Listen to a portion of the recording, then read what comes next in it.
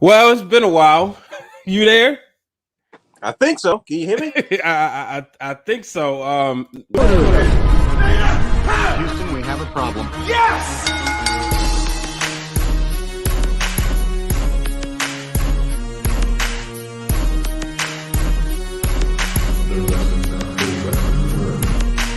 What you gonna do? What you gonna do? What you gonna do? What you gonna do? What you gonna do? What you gonna do? What you gonna do? What you gonna do? Oh yeah.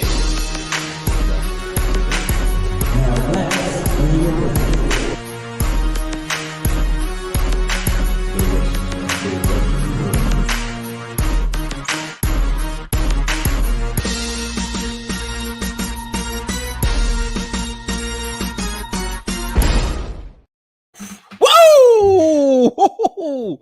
Man, it's been a while. So you know, that was the perfect intro, by the way. so look, it's been a while since I heard the music, but then it hasn't because I was on that long string a whole week where I was in post production, so I heard the music every day, and then life been happening, so we ain't been doing the podcast, so I haven't heard the music. But then I watched the show when it airs because the past couple of weeks we've been giving y'all shows right on our YouTube channel. Click below to subscribe right now. So yeah, and you know what else happened today for the first time in about 14 months, man? What you got? I played drums. What don't call actually it about 15, 16 months. Yeah. You know how it is in church. They was shouting. What you was led by the spirit? You just hopped on the drums? That's exactly what happened, bro. Shout out to my mentee Devin. I said, Devin. I saw, I heard like the organist was playing and go. I was like, hey, Devin, zoom the camera on the pastor. I'm about to go to the drums. I don't want people to see me. So sure enough, I walked up there. It's funny because I walked past my dad. So he hasn't been playing again. He's just been in the back. So right. I'm like, I wanted to be like, come on, let's go. But I was like, shoot, he ain't got his guitar. So I walked up there. So people was wondering, since COVID is doing what it's doing, I don't want to say slow down, but we have some new people there. Okay. So they was like, man, you do everything. We thought you was just something was wrong with the microphones or something. And then I was like, I went to the organist, and mind you, this is a new guy. I never played with him. Okay. So I was like, hey, I'm about to go up there. And he was like, well, alrighty then. it was as if I was entering a match, and I was like, they needed a tag partner. And I was like, I'm about to get in the ring. And I grabbed the tag rope with my gear. They had drums and stuff up there. But yeah, man, I played for the first time, and man, it's been a while. Well, how did it feel? Let's do a small interview real quick. So how does it feel to get back on the drums? It's like a color purple / Blues Brothers 2000 moment where you just walk into the church and you just hop up there and start going with the choir. Yeah, it felt good. I have to say, drums wasn't in the best of condition. There wasn't my drums, there wasn't my sticks. But I had to, do what I had to do. The cymbals sound good. The snare wasn't the best. I am like a wrestler. I keep my gear in the car, and I actually drove my car instead of the wife's car. So had I known, I could have used my snare, but for what it was, I mean, it was just shouting music, and that's kind of like my favorite thing to play. So it worked out. Okay. Well, the one question I'm always asking you, this is an inside joke. Did you stay in the pocket, son? Oh, I had to. And look, the funny thing is, so now my dad is in the back just watching. So he was like, yeah, he said, y'all was tight too. You was right there in the pocket. He was right there with you. And I said, shout out to the organist, because most organists could be like, oh, I want to do my own thing, and I didn't never play with this guy. I don't know if he could play. But I was right there with him. We was in sync, like we played a couple of times before. Well, if Pop gives you the thumbs up, man, you in good space. So I take it. As long as he said it was straight, then it's straight. I take it. Yeah, man. But how you been? It's been a while. Oh boy, ask me again next week. Okay. Yeah, it's been we've been as they say, ripping and running, and we still dropping content. I'm fresh out of BlurCon. Yeah, let's indulge a little bit. How was that? This is your third experience. Yeah. Right. Yeah. you speak on, interacting with the wrestling fans for the first time, being on the road, and who knows what? So, man, these past 2 weeks was back on the road. Last week was Ring of Honor, That's Sunday. Right. Yep. Shout out to Amber Rodriguez and Blake. Our good friend Blizz, who joined the party for WrestleMania. Did he go? Yeah, we was all together. Okay. It was funny because Amber said, she had her daughter, Minnie Rodriguez, and I had my kids, and that was my kid's first Ring of Honor show, my daughter's first wrestler show, period. Mm-hmm. And Amber's daughter's first show that Amber wasn't wrestling on. And the two girls were happy, they were sitting there playing with each other. And she was like, yeah, you got Blake, no kids, and he's just like, man. And so Amber goes, well, we're gonna have to send them to Uncle Blake and let them terrorize it. He said, yeah, and they'll come back with a lot of sugar. I was surprised that he actually went. I was curious about that. Yeah, it was fun though. It was good to see people. That time I saw Doc, the D, and that was my first time seeing Doc. I mean, man, in almost, well over a year, obviously. I'm probably almost 2 years considering the pandemic and all the shows. So yeah, I think it was 2 years since I had seen Doc. Same with Corey, almost, and so I saw him. The gentleman we just saw Corey like 2 weeks ago. I'm tripping. Yeah, I've been thinking of a wrestling show. At a wrestling show though. But yeah, you're right. Man, time flies. But there was the gentleman, I don't know if you remember, and his name was Keith, but he does wrestling poetry. Well, he does poetry and spoken word. And he talked about, it went viral a couple weeks ago on the social networks about how why wrestling wasn't fake and why it was important to him, right? Sure, and he did this, and I forgot. I was like, oh yeah, that is the dude from, he's from around the area. He used to be at the RCW show. So I got a chance to see him. Shout out to, a lot of other people, Big Zaire, Matt Reichel, and so many more people. Janelle from Jabba Tears and Sir Wilkins from Jabba Tears, they came down. So, and I'm missing people, but it was good to see them in Ring of Honor. And it was good to see people at BlurCon as well. Shout out to Two Champs. He came through. Fam for Black Wrestler came through, and it felt good these past couple of weeks to be back in these spaces again. Something, for me, I hadn't been in, my last time I had that break was when I left to go to Connecticut. And then I came down when we hung out, and we was there with, Brandon and Blake. And, there was also show Amber was on the night, Redacted from Redacted won the MCW Redacted, but it was the night Luke Hawks was there and Matt Hardy, I believe. So you were in Connecticut during that show? Yeah, I was in Connecticut and I came in town that weekend. I forgot why. I think it was my sister's dance anniversary. That's what it was. Is that the same one that Devon did the signing at? Bingo. Yep. And okay. Caitlin. And so Cage. Keep saying that. The Caitlin's ex-husband, folks, Google him. Brian Cage. The real Dwayne Allen swears out he is Brian Cage. You couldn't tell me now. I swear to goodness. I swear to beans. I thought it was. I swear to beans. I thought it was Brian Cage. I was like, oh snap, that's Caitlin's husband. Well, the funniest thing is though, because I didn't really know who Brian Cage was at the time. Right. So then afterwards, when you said it, and I was like, yo, that dude really did look like Brian Cage. Because you said it a couple of years later. But that was the boys was curtain jerking security at the time. Yeah, Leo Rush and Redacted Dream. So at that time, that was like my that was my time I was away from, this area, and then coming back, it felt good. And it was kind of like this again, because even since I've been back home, I've always gone to at least wrestling at least once a year, you know what I mean? Mm-hmm. So it's one of those things, man, I can't wait for you to get back into space, because I'm telling you now, the people will be excited, and you always say that, and then you really start seeing the reaction like, I guess Brian do know what he's talking about. It blows my mind every time. I just never look at myself that way, but I'd be shocked like, oh, wow. Sorry, I didn't know. Yeah, and, it was real cool. Man, I forgot the dude's name. And he told me yesterday he subscribed to all of our stuff, too. What's his? Man, I don't want to mess his name up, but a gentleman I had seen since the last BlurCon, and he was like, man, I'm so mad I missed the panel. He said, man, I catch all your stuff, and we had the conversation about Randy Orton and Kenny Omega, and he was like, oh, I gotta check that out because I believe it. I want to hear what you got to say about it. So, but yeah, BlurCon felt real good to be around amongst the people again. That's dope. I said, hopefully, like I said, once things kind of get a little more situated, I'll have the room, I should say, to be able to, make towns and keep on taking bookings like we've been doing. So it's just been we've been on a hot streak in this 10th anniversary of what we've been doing, even though we lost like 4 years worth of stuff. Well, we making up for it. There you go.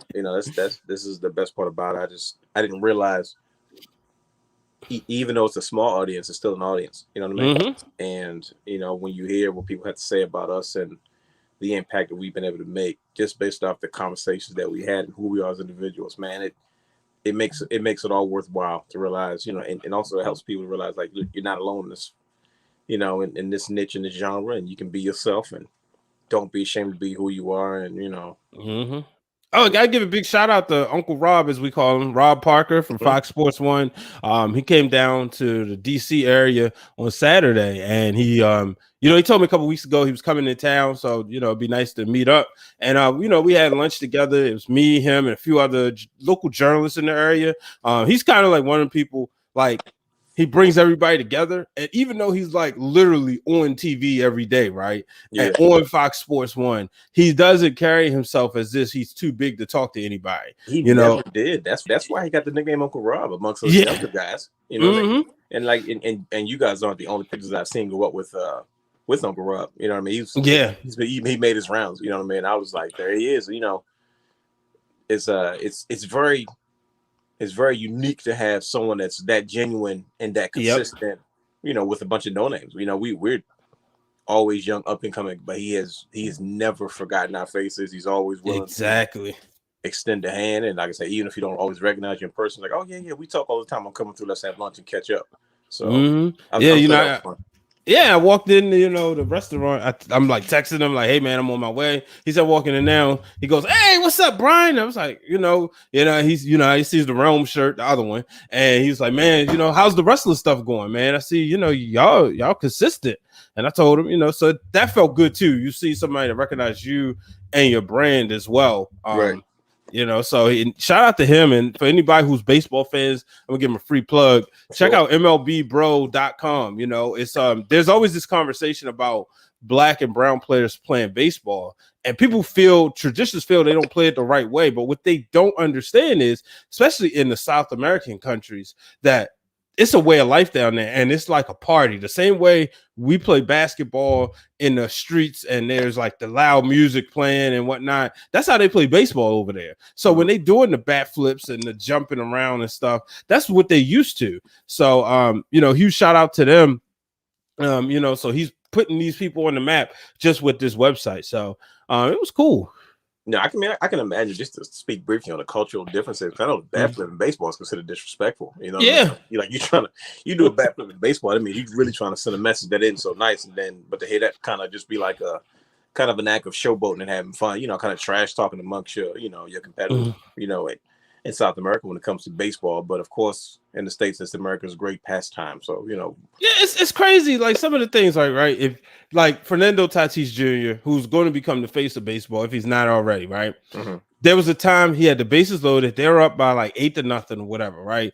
The count is 3-0, 3 balls, no strikes. So generally, when it's a 3-0 count, the pitcher, to get himself together again, he will throw a strike down the middle just to kind of get back. Full count.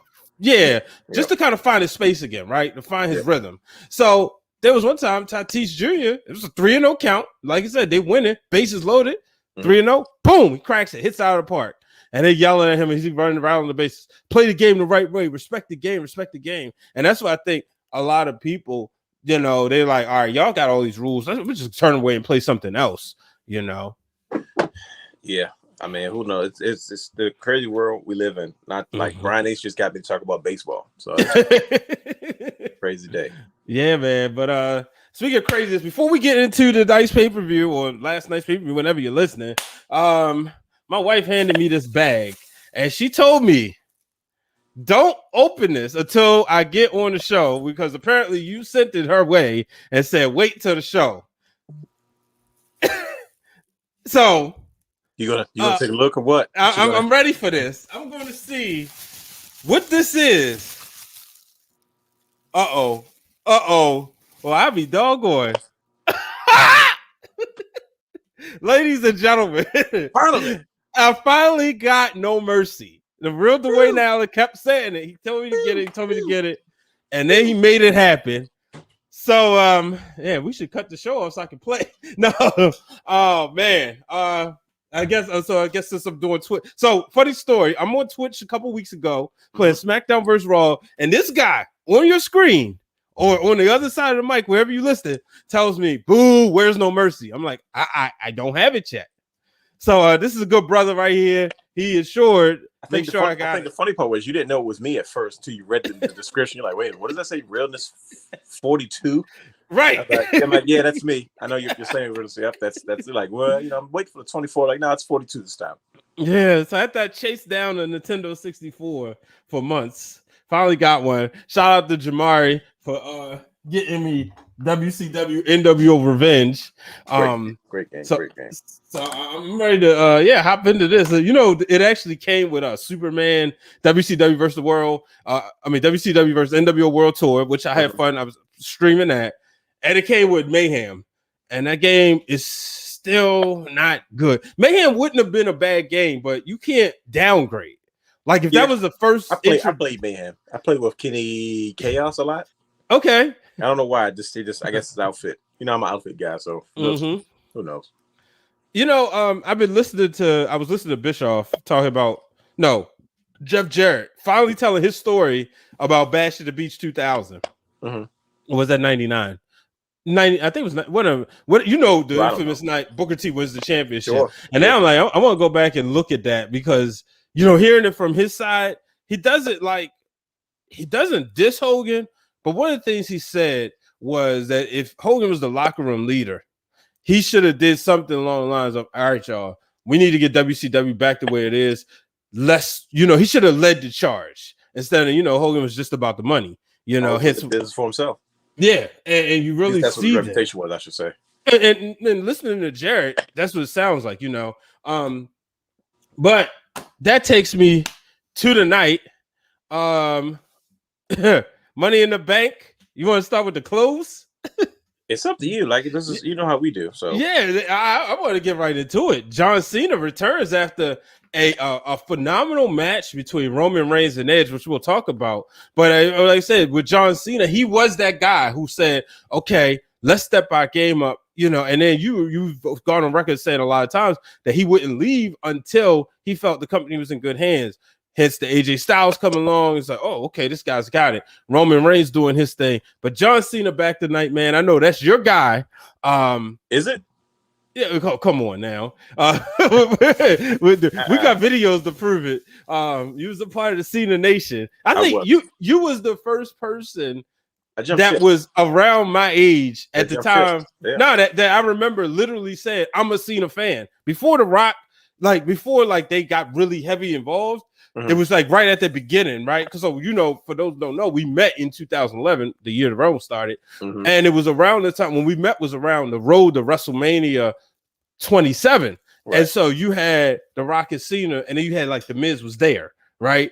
And I remember you saying "Yo, I'm a Cena fan," but I'm like, well, most people wouldn't say they were Cena fans, right. They not in our demographic, so. Your thoughts on what you saw tonight, whatever, in Money in the Bank? Oh man, it was we talk about the whole thing. We talk about the main event. Well, let's talk about first Cena coming back, and then we'll jump into the main event. It goes to show you what I always say when it comes to the wrestlers that really love the business, that still are trying to protect the business. John Cena kind of teased the return before, right? And he's like, "Oh yeah, I'm definitely coming back, but I don't know when my next match will be." You know what I mean? Kind of calculated. It's almost like catching lightning in a bottle. You couldn't think of a perfect opportunity for him to return the first pay-per-view back with fans in attendance. And I know for these first couple weeks or however long they plan to do, it's gonna be a lot of surprises to kind of jumpstart things and kind of jolt the WWE product back into the WWE stratosphere as far as trying to make money on the road again. Like I remember at one point they were talking about, oh yeah, WWE may never go back to doing live events. They just announced 50 dates in a row. You know what I mean? And I'm like, they're going back on the road. I'm like, at some point they're gonna start making these phone calls to try to bring some people back because you know, they need that talent on the road unless they start just moving up young talent. But Cena coming back tonight after a classic from Roman Reigns and Edge, it's probably one of the best matches I've seen from them both, because what became almost a dream matchup became almost now a classic timeless rivalry.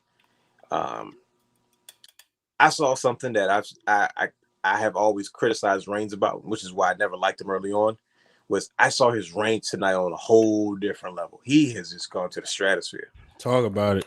I mean, I'm talking everything from him talking in between holds, his facial expressions, everything. I'm like, oh yeah, he gets it now. Like it goes back to what I always say about, we're gonna have to do a show about, you know what, maybe Vince was right.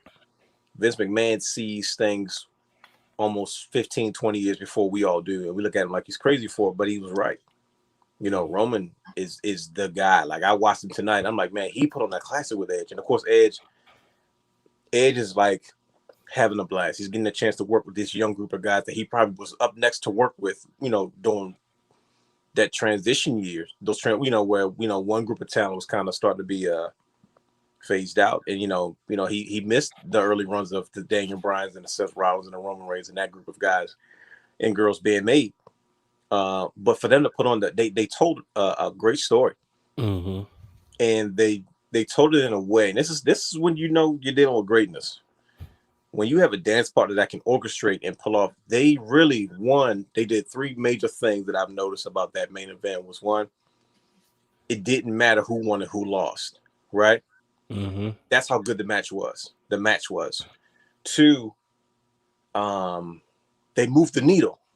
You know what I mean? Because they were so smart. They didn't even give you time to be mad about Edge losing to Roman Reigns, because throughout the match they already teased Seth Rollins and Seth Rollins and Edge. So you got excited about that matchup because you're like, oh, that's what I want to see. Mm-hmm. They teased it, and then Seth Rollins returns back, cost him the match, and then after the match, he didn't even go after Roman. He went after Seth Rollins, and I'm like, man, you don't even have time to be mad about the fact that Edge lost. Genius. There's nothing to complain about, because now instead of being like, oh, well, why couldn't it? You're like, well, forget that. Edge and Seth Rollins is about to go at it, because Edge, like, he ready to kill Seth Rollins, especially knowing that he's the reason. Yep. There's so much emphasis on the important things. This is the one title I want to come back in the Chief, because I have not done it. Who knows if it really means that behind closed doors, but that's the story that they're going with, right? Yeah. And Seth Rollins ruined that. Oh boy, Seth Rollins is in for a doozy. So going into SummerSlam, you're like, oh man, we're gonna get Seth Rollins versus Edge. First of all, the build-up is going to be insane, because they're both great talkers. Mm-hmm. They're both great entertainers. They're well in tune with who they are at this point in their careers. And Edge is just like, he brings this movie star persona, because his acting chops really takes things to the next level. You know what I mean? The time he had away from wrestling has really, you know, paid off tremendously in his presentation now. And then, of course, you know, Reigns shows vulnerability, but of course it ends in dominance. Perfect. Because at one point I was like, oh yeah, Reigns is going to pass out. Like, they had me believing that Reigns was going to lose, and I was excited for it. Referee goes down in a freak accident. You know, it wasn't a typical bump to the ring. It was something like, oh man, his head hit Charles Robinson's knee and took him out. He rolls out the ring. You know, just a quick moment, and then once again, they teased us the next story with the Usos. They can't always come to Roman's rescue, because they got Rey Mysterio and Dominic Mysterio down their backs. Yeah, you know what I mean. And that's a whole set of stars right there. And then of course, it's all said and done. We knew something was going to happen, because they were still lingering around. I'm thinking Reigns probably cut a promo. He says a few words, and of course, who comes back? The Golden Child. As if you didn't want to add more money to your pockets. Mm-hmm. John Cena makes his triumphant return, and it was just like this to almost no booze, because he's been gone that long, and Reigns has been that dominant, and you have a guy that has historically been that dominant. You're like, oh boy, it moved the needle forward. There's nothing to complain about tonight, because they gave us enough to look forward to tomorrow. So the cooler talk is only going to be a short moment of disappointment, in regards to who won and who lost. But at the same time, though, they've already got you excited about what's going to happen afterwards. And I'm like, man, the storytelling doesn't get any better than this when you accomplish more than one thing going into, you know, your main event, and then going into the next chapter, the next phase, the next whatever's next, you know, for the brand. Is like, this is the restart of WWE's, the reset button, you know, back on the road, back to making money. You know what I mean? Back to becoming a $1 billion corporation. You know what I mean? Mm-hmm. So, I mean, one of the things, man, with Seth Rollins and Edge, that like they kind of like mirror each other. And when I mean mirror each other, you got you got your Cena Ortons, your Brett, Shawn, your Austin Rock. And then you look at Seth Rollins and you think like, man, like you just brought up about the fact that Edge was probably up next to work with those guys, right? And even though Edge is like, when you think of Edge, you think of John Cena, but with Cena, you always think of Orton. You know, it's kind of like that whole Yankees. I mean, it's kind of like the whole Duke, North Carolina, but then Wake Forest hates or NC State hates them, but it's like y'all not really our rival. You know what I mean? Right. So and I'm sitting there thinking as you're talking, like, man, imagine if those two were like in the same generation per se. You know how many classics? But now Edge is rejuvenated, and I think tonight. Now I'm an Edge fan, right? But this comeback, it was just like, all right, you know, like when Daniel Bryan went down, really? You felt that? I wasn't as excited. And maybe because I don't know what it is. Maybe because I've just been like really enjoying this Roman run that I ain't want nothing to even threaten disrupting it. But tonight was the first time, like, all right, now I'm like really fully invested in Edge. And don't get me wrong, I enjoyed his match with Randy Orton last year. I enjoyed that whole program, but I was still like trying to get used to it. And there was so much going on in 2020 trying to process. Killed it. Yeah, you know, but I still thought they did a phenomenal job considering. But this right here is like, okay, now I'm ready to see Edge every week, right? And like I said, this is just a personal thing. I can understand. Like, I see why people love him. Obviously, the pop, it makes sense. Now, I don't need to hear him yell, give it to me every week. Pause. But I get... It's funny. I actually created a graphic for my cousin on his show because he says it all the time. I said, look, here's a beep as a pause. But he says that like every time, like, but you can see like the intensity he has. You know, you saw that on SmackDown. You saw it at Money in the Bank. So I'm excited. Like, I'm like, okay, now I'm really, you know, to me, I mean, SummerSlam, they bringing out everything, but I would not be surprised if they steal the show, right? And then you have like John Cena comes back. Let me show you something. 10 years ago was this pay-per-view. Now, look at that. But that's the screen. What does that say? Oh, wow. This is Money in the Bank 2011. Oh, wow. So this is trying to key out the green in here. I ain't even got the green screen. Okay, whatever. So this is Money in the Bank 2011. Reason why it's still in the plastic, because this is the last Money in the Bank I watched with my late uncle. And so when he passed away, I went and kind of bought most of the DVDs that we enjoyed together. Like I remember which wrestling pay-per-views we watched. So I was like, yeah, I'm gonna buy that. Even though, you know, the network, I'm like, I gotta have it in the collection. But like 10 years ago, we saw John Cena and CM Punk put on an instant classic, right? I watched that the other day. I watched it 2 nights ago, I believe. And it was something like and you remember like that promo leading up to it. I remember you calling you during the pipe after the pipe bomb, and he was like, yo, and nobody knew what was going to happen, you know, and they had everybody on the edge of their seats. And this is the earlier days of the IWC where most people having their blog talks and all that. And, you know, we fast forward, John Cena comes back, you know, and you know, in our group chat, I'm glad somebody just said, wow, or something, or yes. I'm glad nobody ruined it, because like as soon as I saw something, my app was running slow. And that's when I knew. I said, okay, something just happened. I'm turning down all devices.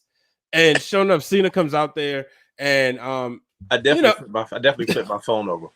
Yeah, and you know, I think we're gonna get you know, the promos. I thought the promos leading up before were okay with him and Roman, but Roman hadn't found himself. And now we're gonna get this. We're gonna get John Cena's John Cena, but John Cena versus this Roman Reigns. Man, they printing money. Roman was obviously pissed, and I was like, good, because he was having this moment. When I say Roman has been phenomenal, like I cannot give this guy enough credit just to see how he's really gotten into it. You know what I mean? Like, and I think this is what I remember Jericho complained a while ago. He's like, man, if you ever let this guy just be himself, you see how 10 times better he really is. And Jericho said that years ago, before this whole Tribal Chief run. But I mean, everything, like, he's into it. His mannerisms, his actions, his trash talk, and he was right. He was about to take his victory lap, and then John Cena's music, and it just negated everything that happened in that match. And he looks like he passes the airport test. Even the graphics, like, he just has a different look. I was like, oh yeah, Reigns is definitely going to be. He's going to be PO'd about this because this is supposed to be his moment. He triumphed over Crazy Edge because he almost lost. He was ready to run his mouth, and then the Cena's music hit, and nobody cared. Nobody cared. He finally got his cousins in line, right? He finally got them to the point where he needed them. Like, this was supposed to be a night of celebration, and John Cena ruined it. Yeah. So, I mean, that's like I said, it goes to show you that WWE, they hold back. You know what I mean? We're like, give us what we want now and make it better, and they're like, nah, we're gonna save the good stuff. We're gonna give you some filler, and y'all just gonna deal with that until the time is right. But they're firing on all cylinders. So like all the complaining that you hear that you probably hear or heard, you don't hear it as much anymore. Exactly. And I think that's the biggest thing. I'm like, also, you guys were holding back all this time. And don't get me wrong, business is business, and there's always a method to the madness. But it makes me as a fan back off a little bit more and not kind of respond in a way that makes it seem like they don't know what they're doing. But instead it's like, let's just give it some time and see what happens. Now, after a while, if it doesn't get any better, then of course let the criticism kind of fall in. But until then, like, even like I saw the clips. I didn't watch SmackDown, but I was mad that I missed. I don't know what I was doing, but I guess I was occupied as usual. I don't know if I was out or doing something, but when I saw it, I was like, "Oh, you're saving the world, bro." I was like, "Yo, it's lives out in there." You know what I mean? Shout out to Dre. Happy birthday to him, by the way. Happy birthday, my guy, Dre. Our good brother. But yeah, that's that. I was glad he was able to enjoy himself. You know what I mean? Him being in Houston. I don't know why I thought he was in DC. Like, I didn't realize SmackDown was in DC. I mean, it was in Houston. I was like, wait a minute, is Dre in DC right now? But I was like, oh no, he's in Houston. Yeah, he told us he was going. I mean, so much that happened. But I was really happy that he was. You're always happy for good people. We celebrated his birthday a couple weeks ago, and I was happy that he, being like, the good person and the huge wrestling fan that he is, got to be there for such an iconic SmackDown, the restart of fans. How about Vince McMahon's address to the fans? Was that not Vince McMahon-ish? And I guess he said, "Look, I gave y'all the nice speech at WrestleMania. Now it's just, he gonna heal up on everybody." You know what I can say right now, and I'm saying this right now, and I'm sure you'll clip this off at some point on social media. So let me get it straight.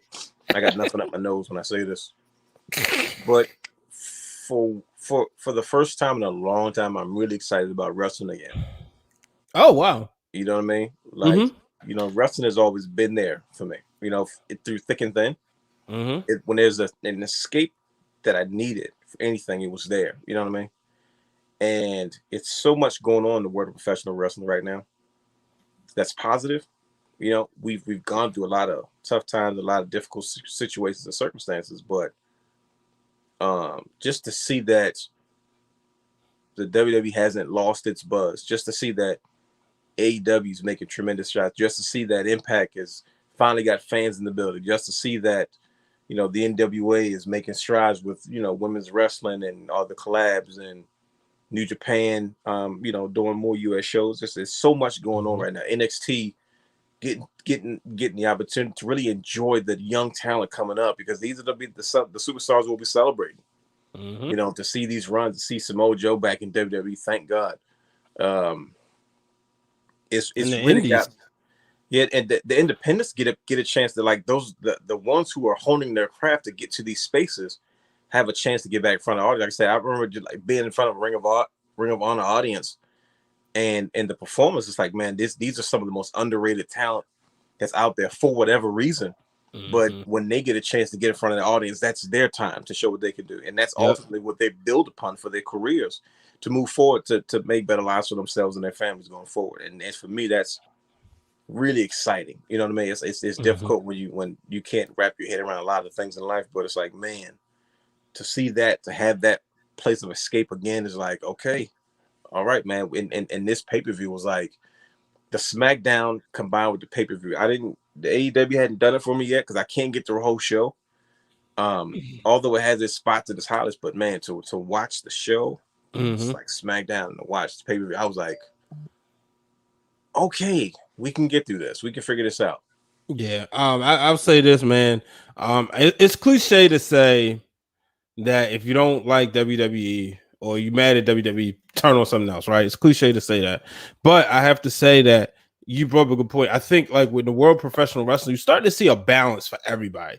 There is some wrestling for everybody. You know, you got the NWA doing their women's tournament. You got Ring of Honor doing their women's tournament. So you got 2 women's tournaments out there. You got Mission Pro Wrestling doing their thing. They're putting together a women's show. But then you also, you got Matt Cardona getting ready to face Nick Gage in a death match. I think he's crazy, but that's what he want to do. But he just came off of mixed tags with his wife at Slammiversary. See, now before we go forward, how awkward is this?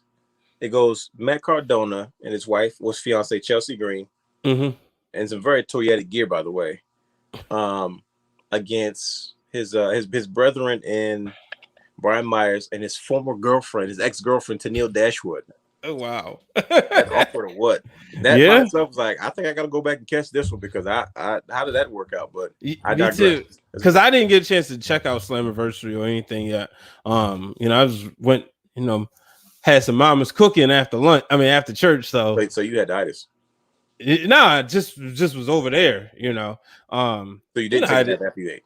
Right. Nah, no nap. Came home. By the time we got home, it was time to turn on Money in the Bank on the worst app ever. But oh my God. Let's get it back because I'm not gonna go on a rant. That's coming though. I'll just do that. There it is. But but I sat there and it's just so much wrestling for everybody, and I think this is the best time to be a pro wrestling fan. Shout out to the performers because they're so excited to get back out there in front of the fans again that they're bringing their A games, and But let's take a quick break. I know it's Money in the Bank tonight. We did do our top 5 Money in the Banks. For those who do not know, I'm gonna give y'all a quick preview of the last one because this is actually involving a cash in. And remember, our top 5 is people who were elevated. So when we get back, we're gonna talk about if tonight's winners maybe have a chance to be on a list like this. We'll be back after this. Okay. Special to the Wrestling Wrealm. Oh yeah, I know where you're going now. Special to the Wrestling Wrealm. At the time, the show is about 6 months old, and we're live. And for those who do not know, we're based out of the great city of Baltimore, Maryland. As we say, Baltimore. I would say we don't. We don't pronounce it. I have to put on my neutral voice. No, yeah, because people from around the world probably don't know what that. And I'll just go ahead and say 2. You happy? Oh, people will. I don't get it. Do we sound different? Apparently we do. 2, do, through, woo. Do, through. But and y'all can go ahead and throw your likes and comments in the YouTube comments. But this cash in happened. It was a Sunday night.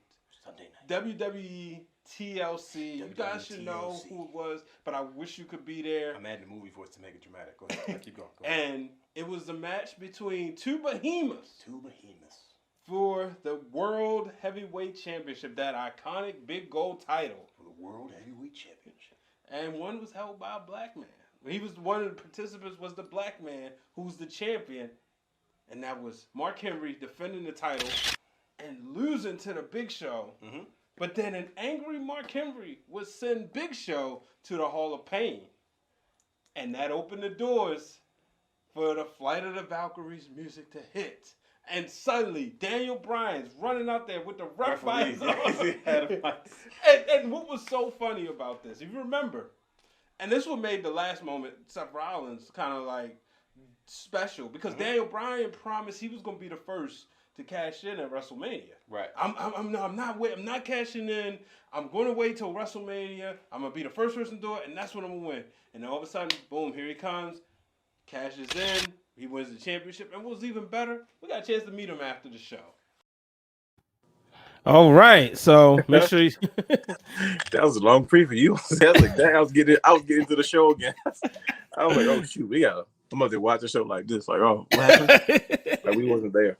Make sure y'all check that out. It's on our page, season 5, Wrestling Realm, our top 5 Money in the Bank winners. Real quick, I just saw a thing on Twitter that John Cena did, his post, the unaired promo. He says he's back, so we'll find out what that means. Let's see if he's more like his brethren, The Rock, Dwayne Johnson. Yeah, he said he was back to it. He left women another 6 movies. Yeah, how about that? But yeah, so tonight, Money in the Bank. I can't wait to hear your reaction for this. But here's one thing. I'm gonna just get into this real quick. Bobby Lashley, victorious over Kofi Kingston, squash match. I know a lot of people didn't like it. Look, if it's anybody, I can understand because it's Kofi and we know what happened before. But if you're gonna put over a black man and put over a fellow black man, it made sense considering the story because he called him out. And he told him to get back, and he kind of bit off more than he could chew. But I got to say this. I think WWE was smart in the way they booked this. Because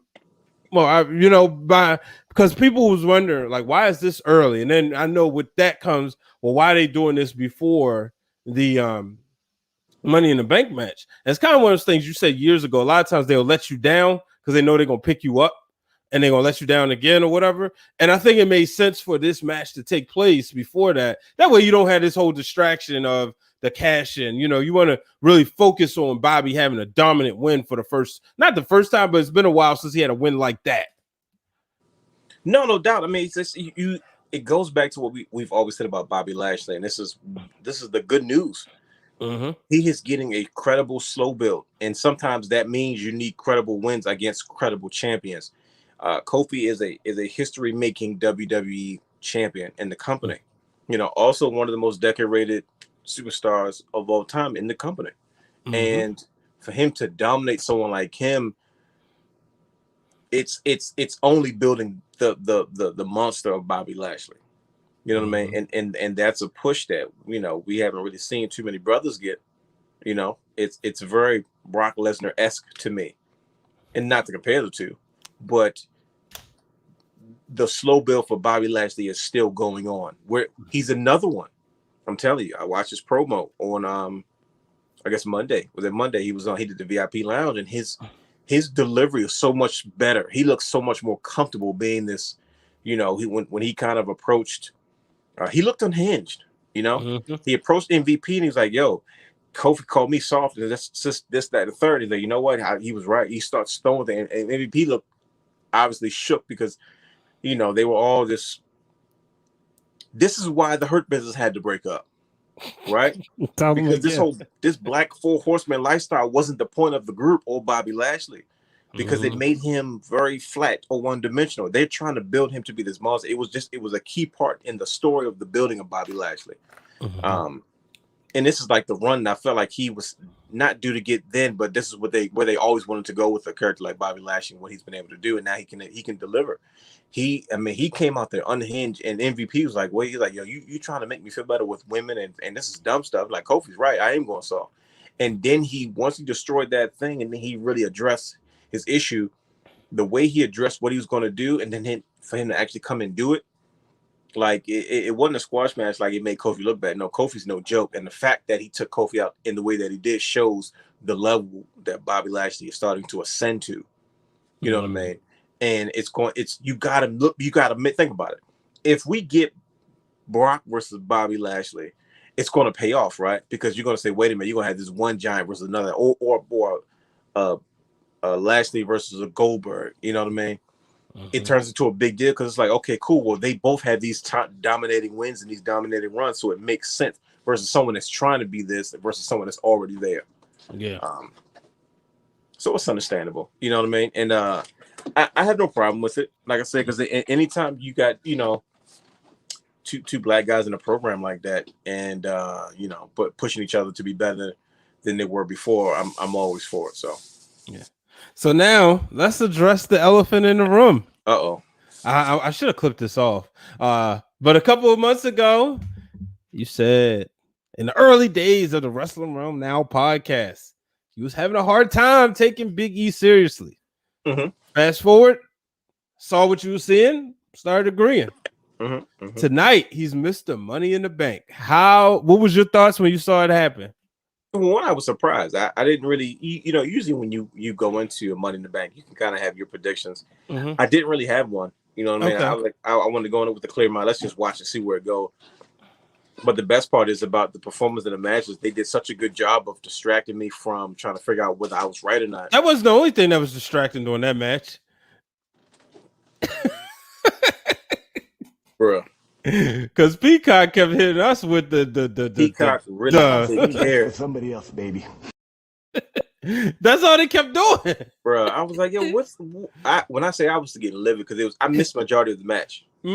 Like I'm like, bro, I missed a lot of the spots. And I thought I was trying like, man, is the Wi-Fi acting up or whatever? I didn't know what was going on. It's funny because everybody was saying the same thing, like on Twitter the benefit of the doubt and Facebook, all blew up. And then all of a sudden, boom! I'm like, yeah, y'all are killing me, man. Y'all are killing me. Like, and that's why usually I'm not one to kind of clap back, but I fussed. I was on Twitter also. Like I wanted everybody, and I wasn't the only one because obviously WWE responded like in the middle of the match, like, no, they fixed it. It's gonna be because I'm like, oh, so y'all get the fans back and y'all care about us at home when we was all you had. I was livid. Yeah. But I wasn't the only one. But it was. I didn't see him winning, which is a pleasant surprise. Okay. Is he ready now? I think he will be. You have all that time. I think he had the right momentum going into his IC title run. I think he has found a way to be himself and not have to conform to a heel turn. You know what I mean? But just develop a better version of himself to be and like I say, I've said it 1,000 times. Vince is clearly in build new star mode because this is where you start to transition where it's uncomfortable in their first beginning runs. It's like Sheamus and all them. I didn't like them when they were first world champions, but then you put those guys in the match and they're legitimate main event guys. You know what I mean? They instantly make the match credible. So, to see guys like Big E get to that space, I think he's ready now. It was never a situation where like, he was never going to be ready. Because let's keep it 100. When we first saw Big E back in NXT, we were like, oh, we might find a guy that can actually look like he can be a Black World Champion. Yeah. This was before Kofi. By this time, even when Big E came, we had already given up on Kofi. We was like, oh, it's no way in the world. We thought he was past his prime.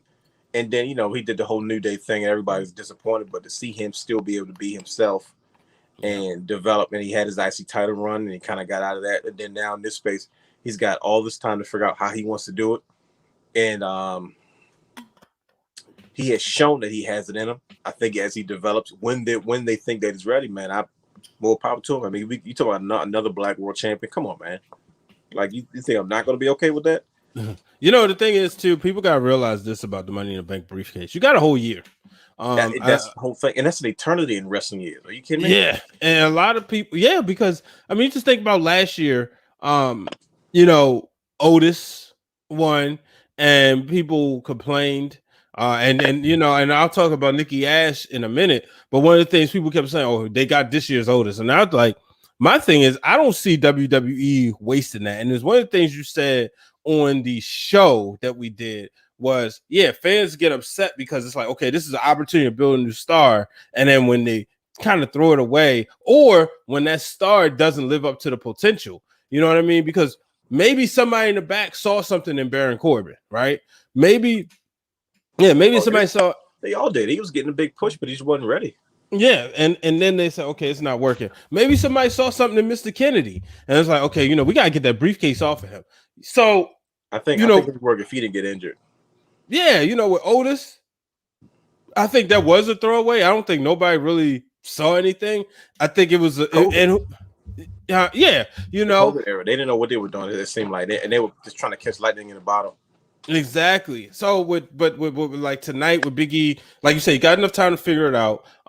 You can always, who knows? He could show up on Raw for all we know and cash in on Bobby. A lot of people thought, and that's why I think I was kind of glad they, didn't have the match before, because had we known Big E was the, with the briefcase, then everybody would have been calling for him, and you wouldn't have really been able to appreciate Bobby Lashley having a dominant win, if that's something you did appreciate, you know what I mean? Right. So but I'm excited for him to see what he's going to do, and I want to see, all right, Balls in your court. You got the biggest opportunity now. I mean, dare say you have a bigger opportunity when you hold that briefcase than you do with a Royal Rumble. Because when you win a Royal Rumble, you got 2 months to get it together. You know, yeah, you could be penciled in, but they always say it's written in pencil for a reason. In this case, it's typed up for a reason. But now you kind of got some time to get it together. So as long as he doesn't, really crap the bed, he should be good.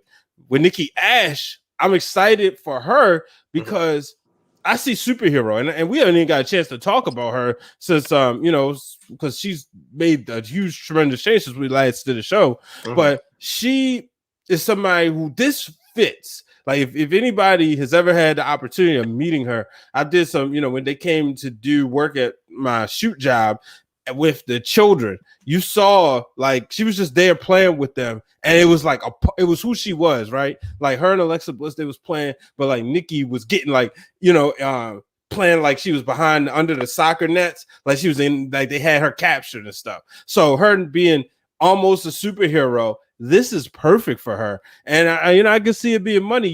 People say they try to compare it to the Hurricane. Well, let's not act like there isn't more. There's a bigger disparity between all the men than it is the women. So you can make a superhero woman a world champion. And I think, we'll see what happens.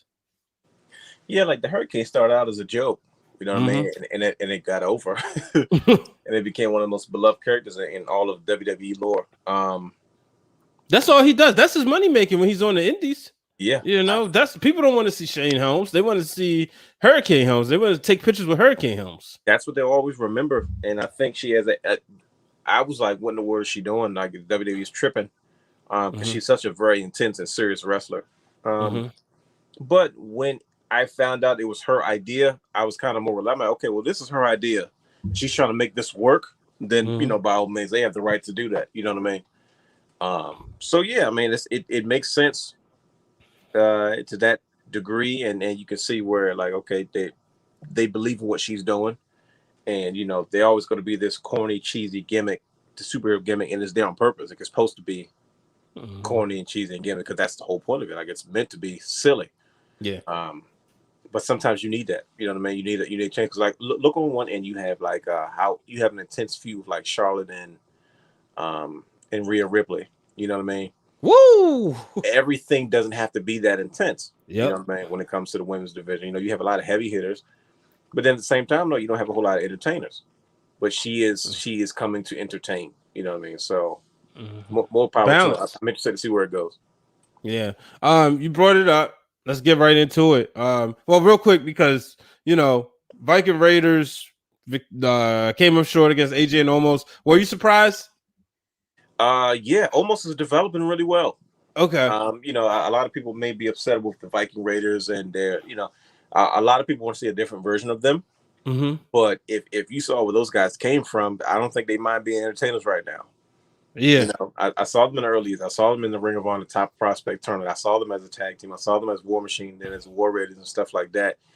I think they value being entertaining more than let's be wrestlers, be the best tag team in the world. They're making money. I mean, they've done it already, and I mean, I don't want to make it seem that way, but when you've been there, done that, it's different. Yeah, like a group like this is just not to derail, but just when you have a group like FTR. They were WWE guys for the most part. I don't know of them outside of WWE.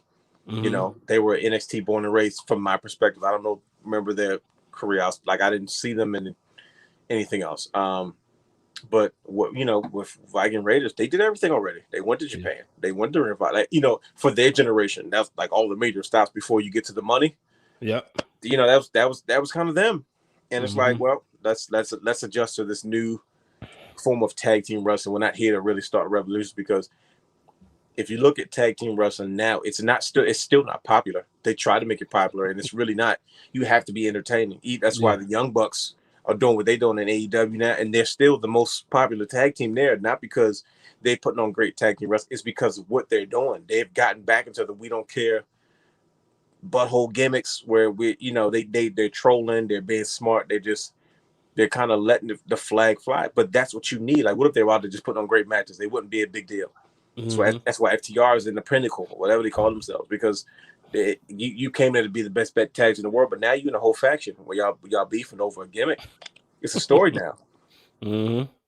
So I digress. Almost is developing well. I think he might be good. It's still early. He's big, but he does a lot of little things well. The small nuances, the screaming. He has a very intimidating presence. Still a bit clumsy, but it's everything he does is believable to the point where the fans are saying this is awesome. And you got a guy in the back that really can't really do a whole lot of serious wrestling.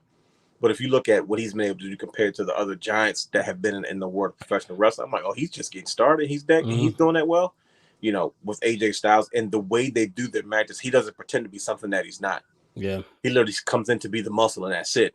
You know what I mean? And even him, they use his subtleties and his things that he's not well against him for the story. Like, for instance, he gets in and out the ring slow because he's so big, right? Mm-hmm. That's something naturally, that's the way it is. And it's like, okay, here's the approach. We can't fix it. We can't change it. How do we use it to our advantage to make it seem like we're going to use that on purpose to further what we're trying to do? It's a spot in the match where he gets in the ring and he gets hit because he's taking so long to get out the ring. It's small. There's a psychology to it. Trust me. Those little things that make a difference that keep him safe. Yeah. Because if you put him in a ring, it's where somebody say, okay, now go out there, have a 5-star match, show us what you got. He's going to embarrass himself. Mm-hmm. You know, they go, oh, this big goof can't do anything. They're doing a very good job of protecting him while he's developing. And he may not be the best in-ring worker, but he's developing those small things that's going to make his presence and his character, his gimmick last a lifetime. There's been plenty of footage that have come through professional wrestling. He didn't make it. Mm-hmm. But the faces, the mannerisms, his presence, his actions, those things are getting better now, which is going to last a lot longer than his in-ring skills. So I was pleasantly surprised. I was so surprised that the fans were just into, like, it was a pre-show match, and the fans were just as much into it as the regular card. So that was what I appreciated about it, and it came across as believable, fun, and it just made sense. You know, I don't think it's the last time we'll get this matchup, and I think at some point the Viking Raiders are going to catch AJ and almost slipping, but then after a while, what do you do with the Viking Raiders? And then they'll be the reason that people want to see the Viking Raiders because they would match up against AJ and Omos. If the Viking Raiders are world champions right now, what reason do we want to see them versus the Street Profits or whoever else? Like, it's just not entertaining enough because the Viking Raiders are just Viking Raiders. Who are they right now? Yeah, they had to show their range with a comedic act, which is good, but they're still Viking Raiders. AJ's still AJ, and he's got this big giant dude, so that's an attraction by itself. Mm-hmm. So, yeah, you know, and what else? Before we get into the a potential match, I'm drawing a blank. The Usos, you know, becoming tag team champions again. You know, I thought that was a great way to kick off the night. You obviously was going to have some Rey Mysterio and Dominic fans in there. Dominic, this is his first run at wrestling in front of people, you know, and the WWE universe. But I like the Usos winning. I thought, you know, I picked them to win. I was like, yeah, it's time. You don't really need to drag this out because they're gonna go back and forth. We saw them coming out, you know, so I think they're gonna go back and forth. But it made sense now, especially knowing, you know, hindsight being 2020, considering. You thought, like I said earlier, you thought Roman was going to be in a good mood. You know, this was supposed to be a night of celebration. He just retained his title. He got this edge off his back, and his cousins finally got in line and brought home the gold. And then Cena comes back. So, you know, it made sense as opposed to them losing. Now it's a whole different dynamic because he got to worry about them and worry about John Cena, you know? No doubt. I mean, once again, the subtle nuances. Dominic Mysterio's going to be really, really good. Mm-hmm. Yeah, you've been saying that for a year. He's a baby. I said, man, he's like, this is how he looks starting off.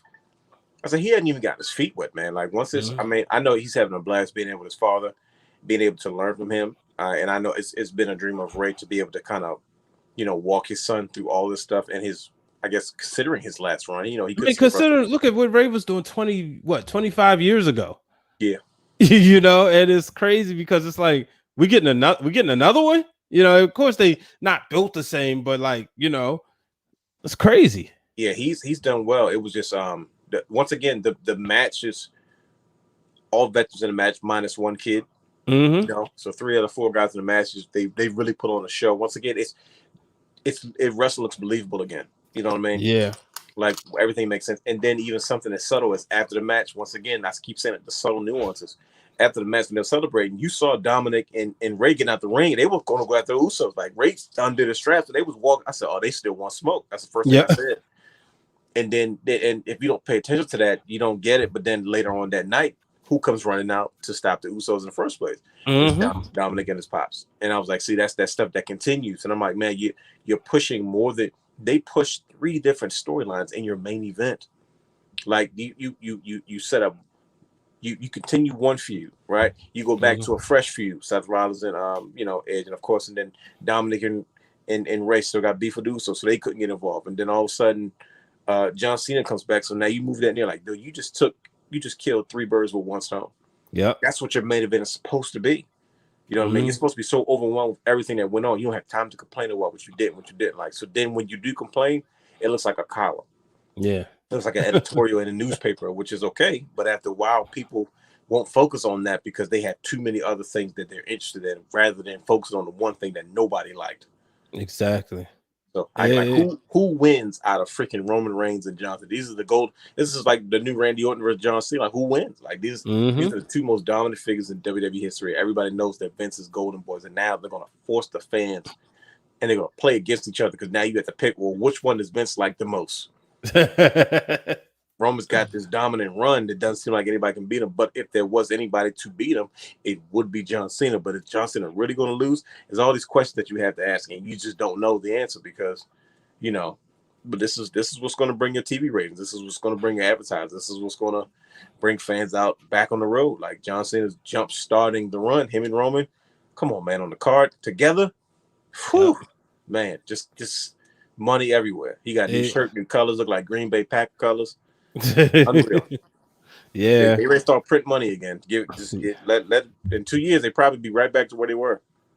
Oh heck yeah, and probably sooner. You just never know, But tonight, some people are saying this is the match of the night.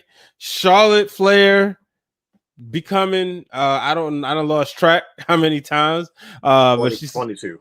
Yeah, she's chasing her dad for sure. Once again, becoming the women's champion. I thought this was a phenomenal match, and we saw a vicious side of Charlotte. Now, one of the things that I've noticed with Charlotte when she's wrestling, and she's wrestling somebody who's like not on her level, right? Like she's not wrestling a Sasha, Becky, Bayley, or Asuka. The matches aren't always the greatest, right? You don't see her like her dad made stars. He built, he made a living making other stars, so he had more people to work with. Right. I wasn't getting that with Charlotte, but man, tonight I got it. I felt like, and obviously Rhea Ripley's good, right? Triple, what I guess you would call her a Triple Crown winner as NXT UK, NXT Women's Champion, and Raw Women's Champion, right? But to see her go out there and go to another level, and Charlotte like kind of say, all right, let's work. She goes out there, she flips off the crowd. And it's telling a story because it's her first time wrestling in front of the WWE Universe in a while, and they don't like her, and she's doing the little things and working the leg. And at the end, I thought it made so much sense, especially considering how dominant Rhea Ripley has been and what they was building. Because she beat Asuka. Nobody beats Asuka the way she did. And Charlotte pushing her leg into the steps and just being vicious. Like last time we saw her that vicious when she was in the ring with Ronda Rousey. And then when it was time, she made her tap. So I thought this was a phenomenal match. This is one I'm gonna watch again. This is a new rivalry for Charlotte Flair and Rhea Ripley that I'm loving every bit of it. Because when you had the 4 horsewomen, and Asuka, you looked at things a certain way, right? And now you have this new young up and comer that's always been compared to Charlotte, and they've got a real nice bitter rivalry going on. You can't ask for more. This is going to go down in history, especially in women's wrestling specifically, because it's like, man, this is Charlotte embraced a different side of herself. Tired of dealing with the criticism, and just embrace it. She's become this monster heel, and she's officially Rhea Ripley's kryptonite. Like Rhea Ripley can prove that she has dominated everything, but when Charlotte Flair gets in the mix, she has this trouble. Like that's a great rivalry. We talk about Sasha and Charlotte. Charlotte. After a while, you can only do it by so many times. Now who she was then versus is different than who she has become against a Rhea Ripley. I think they bring they bring the best out of each other because they bring a different element to the table that we have not seen before. We haven't seen something in women's wrestling where two women are like, can you top this? You know, they're the thing that they're selling is the thing that they're trying to get away from, and it's like it's clear as day. They are so much alike, and they both can't stand it, and they're trying to do everything to prove that that's not the case. Like all Rhea Ripley talked about it, she had to change everything about her look because she was too busy being compared to Charlotte, and by this time Charlotte was already a 50-time world champion before Rhea even got to the dance. She's like, I don't want to be compared to her, but the reality is. And even their interactions over the next couple of, over the last couple of weeks with the whole thing on Raw with the crutches and stuff like that. And they're like, yeah, I know exactly what you're going to do before you do it. And it's like, yeah, because the reality is y'all don't want to face it, that you guys are the same thing. And they're doing so much to become so different because they don't want to be in the same conversation with each other. But now they're connected. And I think that's what makes a great rivalry. And when you look at it, through different eyes, of a wrestling fan, Charlotte is like really creating she's going to be a problem. Like everybody was mad when she beat her at WrestleMania during the COVID era. I was like, no, y'all don't get it. Like just for her to be in that conversation with Charlotte Flair was a big deal. You know what I mean? And to see where she was able to go and what she was able to learn and where she was and what she was able to do after that. You know what I mean? And then now she's back in this mix. She finally made her run. It's like, yeah, they're creating a superstar in Rhea Ripley because when Charlotte Flair slows down or they need a new dominant mix, Rhea Ripley can hang with the rest of the girls. You know what I mean? And I just it's brutal. Like I'm like, ooh, this is rough, but it's like it's very intense. That's why it reminds me of Asuka. Asuka's that way. Yeah, put her in ring with everybody because she's gonna tear somebody's head off. You got to be able to match her intensity because if you can't, you're in trouble. Yeah. So that's I really enjoy Rhea Ripley versus Charlotte Flair because it's like, man, this is what you need. This is Rhea Ripley's stepping into the main event, something serious because her and Charlotte just, man, I'm enjoying it. Like I'm not the biggest women's wrestling fan. It takes a lot for me to get into it sometimes, but when I know stars when I see them, but the stars that shine, they're like, man, this is a good wrestling match. I'm not worried about men or women. This is a good wrestling match, and that's what I'm constantly getting from Rhea Ripley and Charlotte Flair. And the best part is, it seems like it's only just beginning. So, yeah, it's definitely seemed like that, man. What a night! I thought, like I said, I thought Money in the Bank was good. It delivered. It was, you could argue that it's the 4th, 5th biggest pay-per-view of the year. Me personally, I think you take out King of the Ring, you insert Money in the Bank at this point. But it felt like it was the perfect night. You look at like the landscape of pay-per-views, so it was the perfect one to come back on and bring fans back, like I said, especially with the pops, and it sets you up for SummerSlam, which I can't wait for. And it's on a Saturday this year too, so that's another thing that's gonna be crazy and very fun and interesting. Oh, Steve, that's for somebody else, baby. It was an accident. I was gonna say, somebody get somebody dusty. But yeah, any final thoughts or any things you want to touch on before we get out of here? Man, I'm glad to have the fans back. It's been a crazy couple of years, some change. We're glad to have the fans back here at Wrestling Wrealm Now as well. Yeah, it's it's been a crazy couple of weeks. It's been a good year. Like we're entering an anniversary year, and so many. Even in this year, it's going to be special. It's going to last forever because of everything that's happening to it. The return of live audiences, just everything that's been going on in professional wrestling with Kenny Omega and AEW and Impact and MLW and Ring of Honor. Just all these different entities, man. It's just been like, okay, it's been fun. Jay White, man, how about that, real quick? Jay White showing up Impact. White showed up at Impact to approach Kenny Omega, and I was like, let's see where the heck this goes. And everybody's feeding into like, okay, so look, he's looking at the belts on the ground. And I'm like, so what, is he going to show up on Dynamite next? Right. That's what I'm wondering.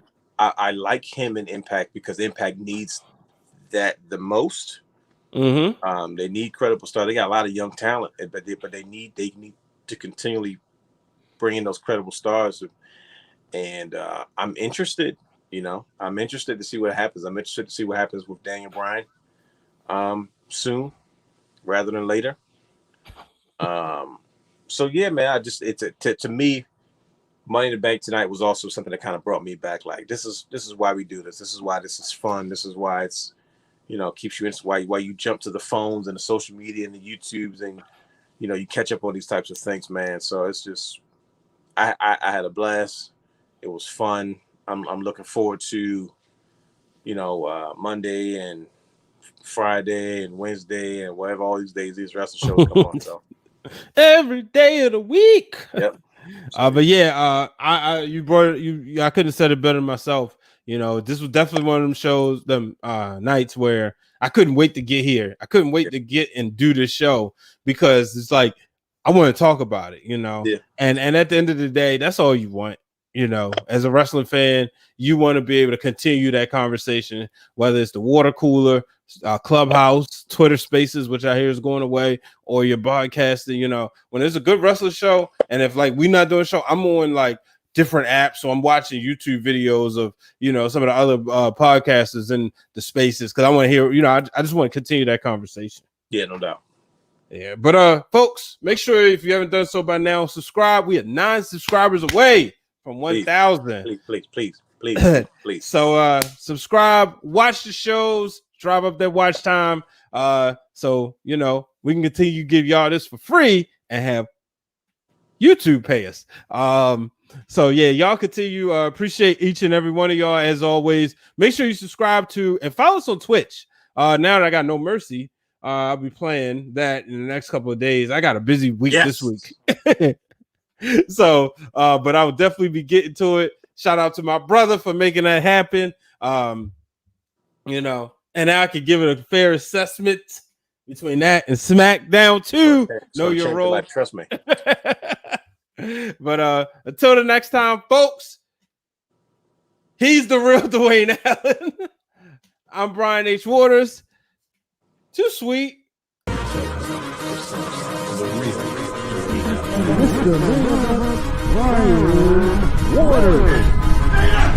Houston, we have a problem. Yes!